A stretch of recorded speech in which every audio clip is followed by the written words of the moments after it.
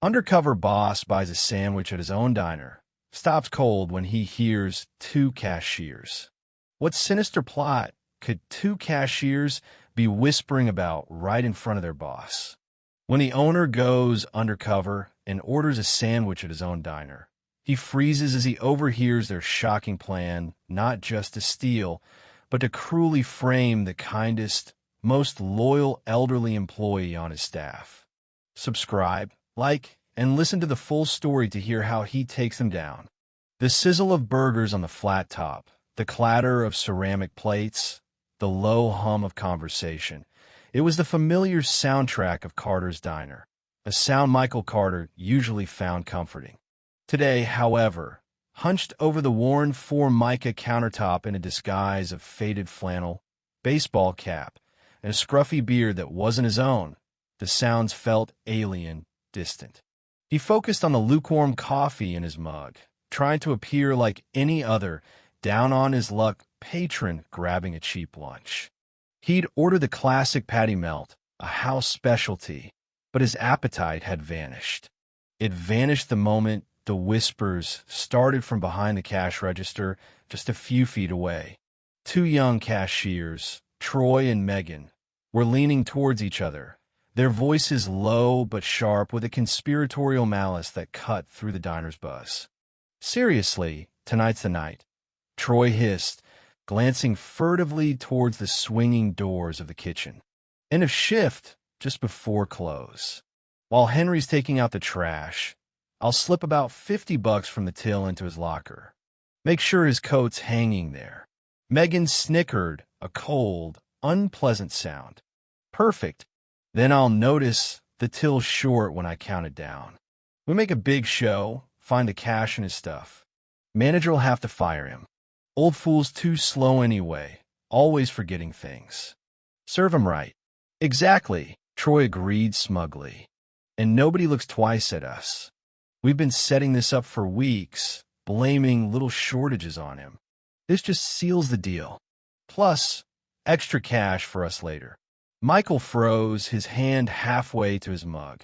The patty melt sat forgotten on its plate, grease congealing slightly. Henry? They were talking about Henry Peterson, the quiet, elderly man who'd been washing dishes here for over 20 years, longer than Troy and Megan had been alive. Gentle, hardworking Henry. A cold dread washed over Michael, followed by a surge of white-hot anger. These weren't just disgruntled employees. They were thieves plotting to destroy an innocent man's life.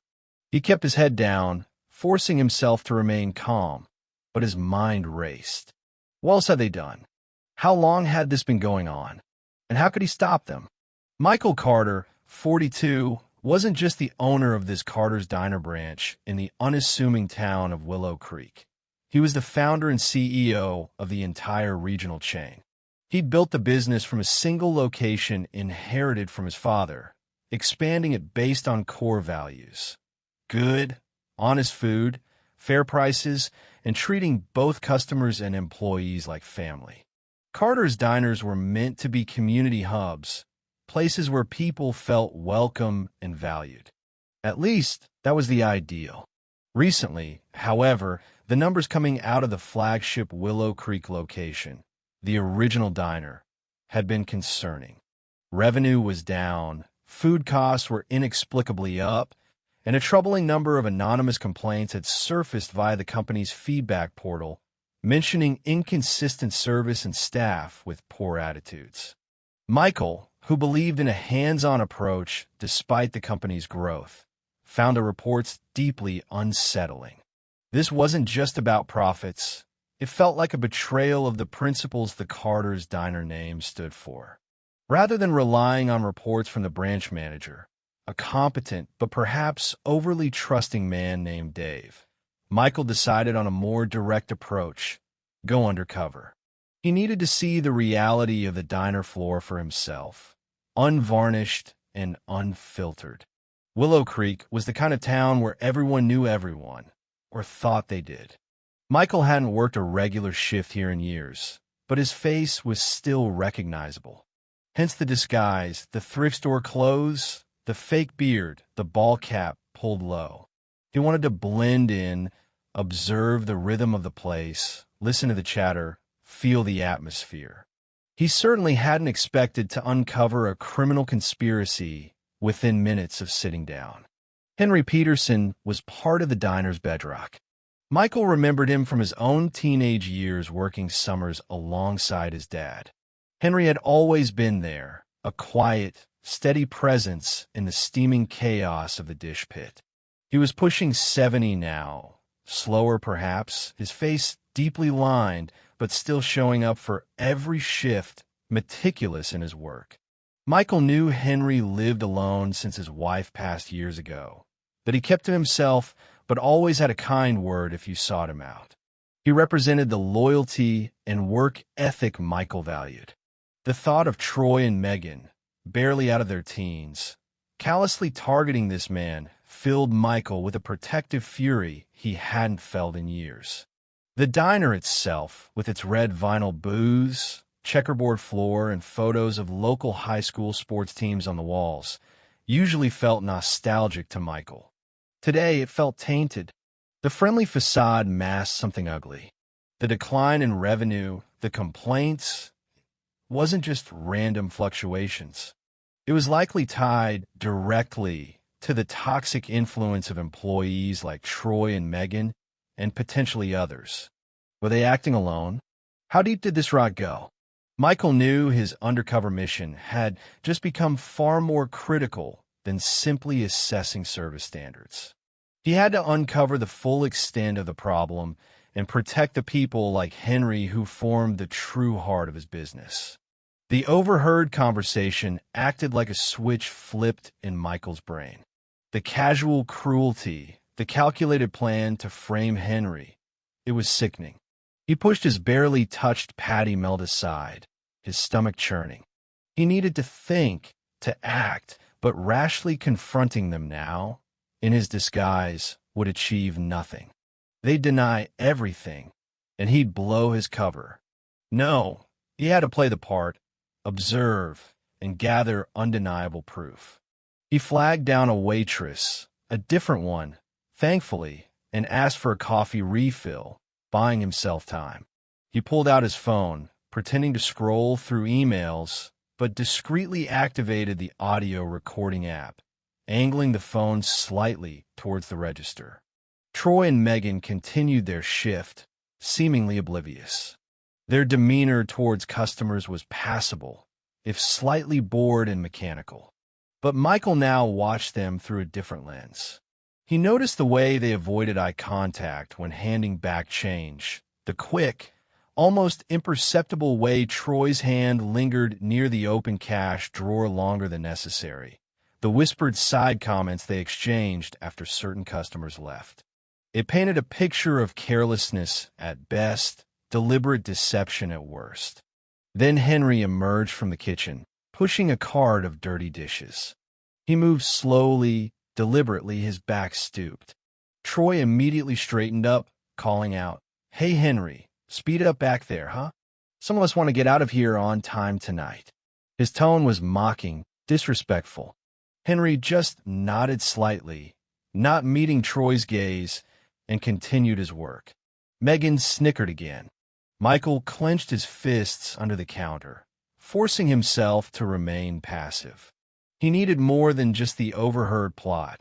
He needed to understand the dynamic, see if others were involved or complicit. He nursed his coffee for another hour, watching the shift unfold. He saw Henry meticulously scraping plates, loading the industrial dishwasher, his movements economical despite his age. He also saw Henry pause to help a flustered young waitress clean up a spilled drink, offering a quiet word of encouragement. Later, Michael watched as Henry took his short break, sitting alone at a back table, carefully unwrapping a simple sandwich brought from home. There was a quiet dignity about the man that made Troy and Megan's plans seem even more vile. Michael's initial shock morphed into cold resolve. His goal became clear. He couldn't just stop tonight's frame-up. He had to expose Troy and Megan completely. He needed irrefutable proof of their plot and any past wrongdoing. He would stay undercover as long as necessary today, recording what he could, observing their interactions. Then, he would leverage his position as owner to access security footage and any other evidence needed. Justice for Henry and the integrity of his diner depended on it. Leaving the diner late that afternoon, leaving Troy and Megan setting up for the evening shift, Michael felt a grim determination settle over him. They thought they were clever. They had no idea who they were dealing with. Michael spent the rest of that day and the next few operating on two tracks. Publicly, he maintained his disguise as Mike, the quiet loner nursing coffee at the counter for long stretches. He became a temporary fixture, allowing him to observe the diner's ecosystem without raising suspicion. Privately, he was Michael Carter, CEO, remotely accessing security feeds and communicating discreetly with his trusted head of security, Mark Riley. His observations confirmed his initial fears. Troy and Megan operated as a unit, their disrespectful attitude permeating their shifts. They were often rude or dismissive to customers they deemed unimportant, overly familiar with regulars they thought they could charm, and consistently condescending towards Henry and some of the younger kitchen staff. Michael saw them taking extended breaks together, leaving the front counter unattended. He witnessed sloppy cash handling, orders rung up incorrectly, then voided with flimsy excuses, classic signs of potential skimming. He also saw Henry. He watched the old man arrive early each day, meticulously setting up his station. He saw him help servers carry heavy trays without being asked. He saw him stay late to ensure the kitchen floor was spotless. During one observation, Michael saw an elderly customer struggling to read the menu. Henry, noticing, quietly brought over a pair of reading glasses left in the lost and found, wiping them clean first. These small acts of diligence and kindness stood in stark contrast to the cashier's behavior. Michael tried to subtly gauge the reactions of other staff. Most seemed resigned, keeping their heads down to avoid Troy and Megan's notice or Frank's. Wait, not Frank, the actual manager, Dave's, perceived favoritism towards them. Dave Miller, the branch manager, seemed oblivious or willfully blind. Michael observed Dave praising Troy for handling a rush when, in fact, Troy had been short-tempered with customers while Megan chatted on her phone. Dave seemed intimidated by Troy's brash confidence and easily swayed by Megan's manipulative charm. This was a significant complication. The manager wasn't part of the conspiracy, but his lack of oversight enabled it. Getting Dave to see the truth might be difficult. Michael's remote review of security footage with Mark Riley provided the hard evidence. They found hours of tape showing Troy and Megan collaborating. Clear shots captured Troy pocketing small amounts of cash during drawer changes. They saw Megan voiding transactions after customers had paid cash and keeping the money. The pattern stretched back months, correlating precisely with the period of declining revenue and rising costs. They also found footage from previous weeks where Troy or Megan would accidentally spill something near Henry's station or misplace cleaning supplies, then complain loudly to Dave about Henry's carelessness or forgetfulness, clearly laying the groundwork for their frame-up. The stakes grew clearer. This wasn't just petty theft. It was a calculated campaign against a vulnerable employee facilitated by negligent management. Michael knew he couldn't just fire Troy and Megan. He needed to address the systemic issues that allowed them to flourish. He needed Dave to understand his failure in leadership, and he absolutely had to ensure Henry was protected and his name cleared before Troy and Megan executed their plan, which, according to their overheard conversation, was scheduled for that Friday night, just 2 days away. The tension built within Michael. He felt the weight of responsibility, the pressure to act swiftly and effectively. Failure wasn't an option.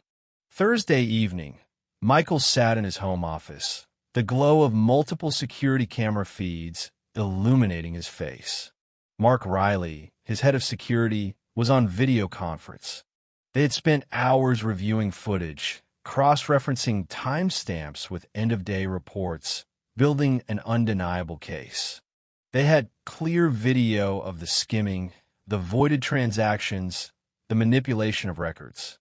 They even found footage from the previous week showing Troy deliberately moving a wet floor sign away from a small spill near the dish pit, just before Henry walked through, causing him to slip slightly, though thankfully not fall. It was malicious, calculated, and infuriating. "The pattern is undeniable, Michael," Mark said, his voice grim. "They've likely stolen several $1,000s over the past 6 months, maybe more. And the conspiracy to frame Henry is premeditated." Seeing the accumulated evidence laid bare was the turning point for Michael. His initial goal had been reactive, stop the immediate frame-up plot he'd overheard. Now, faced with the irrefutable proof of systematic theft, malicious sabotage, and the utter failure of local management to notice or act, his perspective shifted. This wasn't just about saving Henry's job. It was about purging a cancer from his company and reaffirming its core values. He couldn't just fire Troy and Megan quietly. He couldn't just warn Henry. That wouldn't address the underlying issues or send the necessary message. The negligence, the disrespect, the targeting of a loyal, vulnerable employee, it demanded a more significant response. He realized he had to confront this head-on, publicly, to demonstrate that such behavior would not be tolerated at Carter's Diner, ever. It was a point of no return. He couldn't go back to being the slightly detached CEO, relying on managers like Dave. He had to intervene directly and decisively. His goal transformed, exposed the entire scheme, including the theft and the frame-up plot. Hold Troy and Megan accountable, likely involving law enforcement due to the scale of the theft. Confront Dave, the manager, about his negligence and implement immediate changes in oversight and procedure. Publicly exonerate Henry and ensure his future security and well-being within the company. This was no longer just about one diner branch. It was about the soul of his company. He instructed Mark to compile the key video clips and the audio recording from his phone into a presentation. He then made another call to Helen Ramirez, his unflappable head of HR. "Helen," he said, his voice firm, "I need you in Willow Creek tomorrow afternoon. We have a serious situation at the diner. And line up a potential interim manager, just in case." He knew the public confrontation carried risks, potential lawsuits, negative publicity if handled poorly, but the alternative, letting this fester or handling it quietly, felt like a deeper betrayal. He owed it to Henry and to every honest employee in his company to make things right, no matter how uncomfortable it might be. With less than 24 hours before Troy and Megan planned to frame Henry, Michael and his team worked swiftly to orchestrate the confrontation. Helen Ramirez, head of HR, arrived in Willow Creek by midday Friday, briefed and ready. Mark Riley prepared the evidence package, including time-stamped video clips and the crucial audio recording. Michael decided the confrontation needed to happen just before the end of the Friday evening shift, maximizing the number of staff present and catching Troy and Megan just as they intended to spring their trap. He needed to ensure Henry was present but safe from any immediate accusation. He also made the difficult decision to loop in Dave Miller, the branch manager, just hours before the event. He summoned Dave to a nearby hotel conference room where he, Helen, and Mark laid out the situation, showing him the damning evidence against his cashiers. Dave was visibly shocked, then defensive, then horrified as the reality sank in. The theft, the plot against Henry, his own oblivious negligence. I had no idea," Dave stammered, pale-faced. They seem like good kids. Michael cut him off, his tone firm but controlled. Your job, Dave, is to know. You failed in your oversight, and you allowed a toxic environment to fester. Tonight, you will be present, you will witness the resolution, and then you and I will have a serious discussion about your future here. Dave, chastened, agreed to cooperate. Michael spent part of Friday afternoon back at the diner, still in his Mike disguise, observing the final act. He saw Troy and Megan exchanging knowing glances, their smug confidence palpable. He saw Henry diligently working, perhaps moving a little slower today, rubbing his arthritic hands occasionally. Michael learned from Brenda, the cook, who seemed to sense something was happening and offered information more freely now, that Henry had been worried lately. His granddaughter needed help with college tuition, and he'd been considering asking for a small advance, making him seem even more desperate, playing right into Troy and Megan's narrative if they succeeded.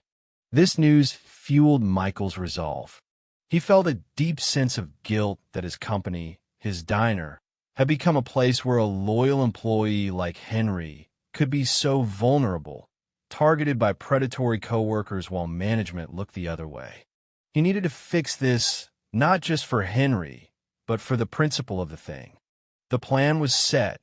Just after 9 p.m., as the dinner rush subsided and closing procedures began, Michael would signal Helen and Mark, who would be posing as customers.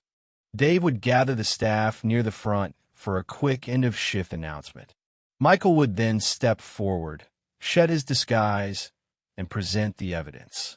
Local police had been discreetly notified about potential employee theft and would be on standby nearby, ready to respond if called. The hours ticked by agonizingly slowly. Michael watched as Troy, true to the plan, found an opportunity to slip away towards the employee lockers while Henry was occupied. The stage was set. The Friday evening shift dragged on, thick with unspoken tension, at least for Michael. Troy and Megan seemed almost giddy, exchanging conspiratorial whispers and smirks, confident their plan was foolproof. Henry, oblivious, worked steadily in the back, occasionally wiping his brow, the picture of unassuming diligence. Michael, still playing the role of Mike, sat at the counter, pretending to read a newspaper, his nerves taut. He watched every interaction, every transaction, his phone ready.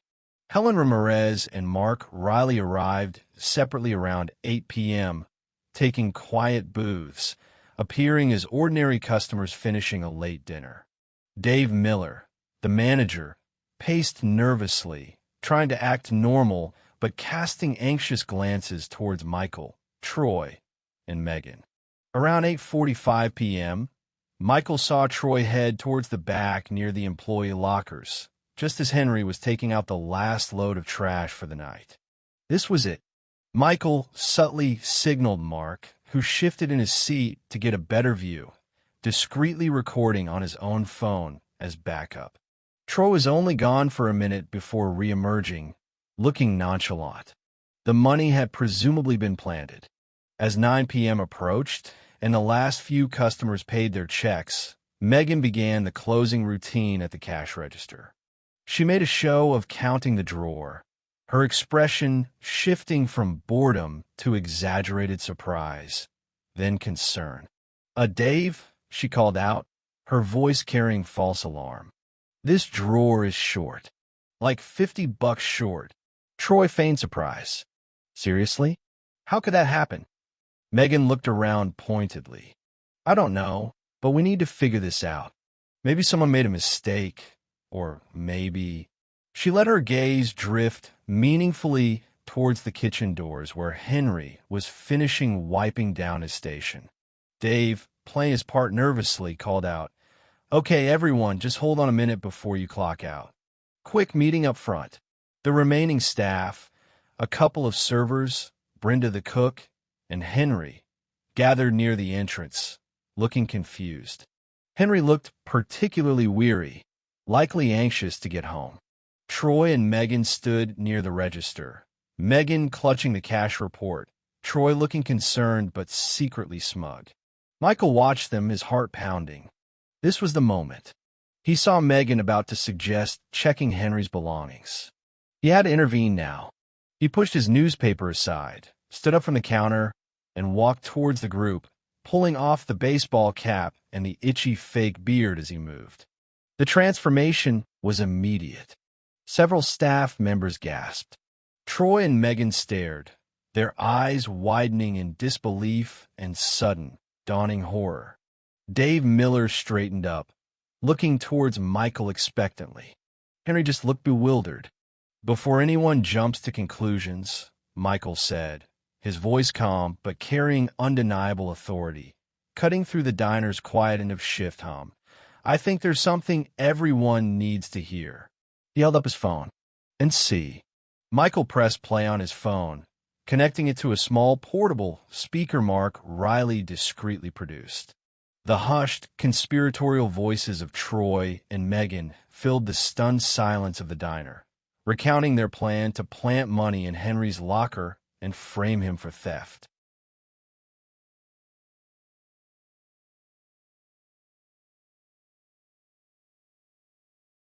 Troy's smug dismissal and Megan's cold agreement echoed damningly. Troy turned sheet white. Megan looked like she might faint. That's taken out of context. Troy stammered, looking wildly around for support. We were joking. Were you also joking? Michael continued, his voice dangerously quiet, as Mark Riley quickly connected a tablet to the diner's large TV monitor usually reserved for sports. When you did this, the screen flickered to life, showing crystal clear security footage, Troy pocketing cash from the register on multiple occasions, Megan voiding cash sales. Then, the most damning clip, footage from less than an hour ago, showing Troy furtively slipping bills into the pocket of the worn coat hanging in Henry's locker. The final clip showed Megan at the register just moments before, feigning shock at the shortage. The evidence was irrefutable, brutal in its clarity. Other staff members gasped, muttering angrily. One server glared at Troy. We trusted you. Megan burst into tears, sobbing uncontrollably. Troy stood frozen, trapped in the glare of the screen and the contemptuous stares of his colleagues. Troy, Megan, Michael stated, his voice leaving no room for argument. You are both terminated, effective immediately. Your actions are not just unethical. They are criminal. I suggest you wait right here. As if on cue, two uniformed Willow Creek police officers, alerted by Mark, entered the diner. Helen Ramirez stepped forward, calmly providing the officers with a summary and the evidence. Troy and Megan, utterly defeated, offered no resistance as the officers began questioning them. Michael turned to Henry, who stood stunned, tears welling in his gentle eyes as the reality of what had almost happened washed over him. Michael walked over and placed a hand gently on the old man's shoulder. Henry, he said, his voice filled with sincere regret, I am so deeply sorry this happened. You are cleared of any suspicion. You are, and always have been, a valued member of the Carter's Diner family. The immediate aftermath saw Troy and Megan escorted out by the police to face charges of theft and potentially conspiracy. The remaining staff, though shocked, expressed relief and gratitude to Michael for intervening. Dave Miller, humbled and ashamed, apologized profusely to both Michael and Henry. Michael accepted his apology, but made it clear significant changes were coming, starting with Dave undergoing intensive management retraining focused on oversight and employee relations. Michael met privately with Henry before leaving. He reiterated his apology and expressed his profound appreciation for Henry's decades of loyalty and integrity.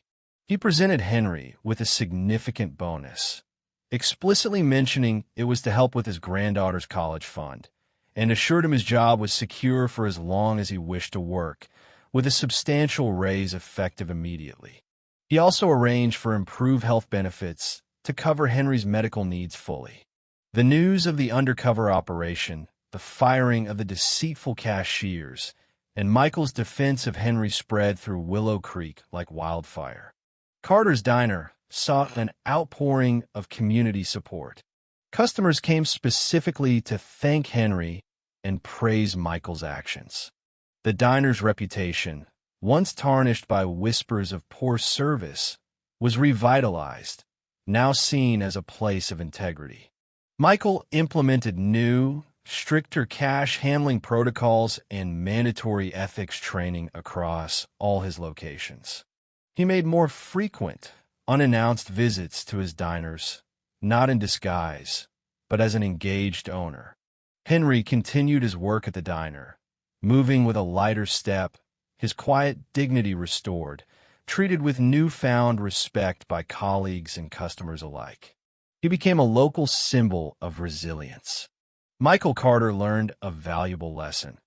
A company's true health isn't just in its profits, but in the well-being and fair treatment of its people, especially the quiet, loyal ones like Henry. He had not only saved an innocent man, but had also reaffirmed the core values upon which he'd built his business.